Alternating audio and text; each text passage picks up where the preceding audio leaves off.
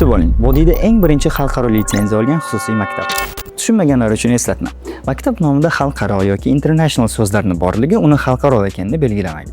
Haqiqiy xalqaro maktab bo'lish uchun xalqaro darajadagi standartlarga javob beradigan ta'lim tizimi va xalqaro litsenziya bo'lishi shart. Bu o'zi nima degani va nima uchun kerak? Dunyoning eng mashhur universitetlariga qabul qilinish uchun siz o'qigan maktabning reytingi juda muhim.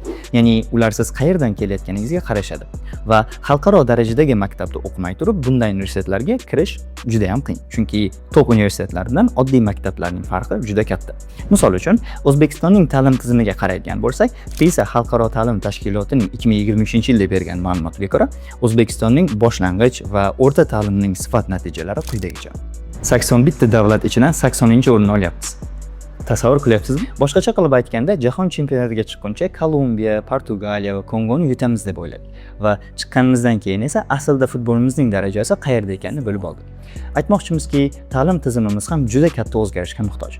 Aks holda robototexnika, ilmiy kashfiyotlar va Nobel singari yutuqlar haqida o'ylamasak ham bo'laveradi. Xalqaro maktablarning darajasi top universitetlarga yaqin bo'lib, o'qitish tizimi interaktiv va amaliy o'rganishga asoslangan bo'lgani uchun juda sifatli ta'lim beradi va shu darajadagi ta'limni bera oladigan o'qituvchilarni talab qiladi.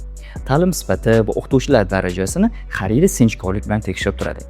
Bu esa mutlaqo boshqacha olam degani. Shu farqlarni yo'qotish va eng zo'r ta'lim tizimlarini sizlar bilan ulashish maqsadida biz Cambridge International Education'ning xalqaro litsenziyasini qo'lga kiritdik.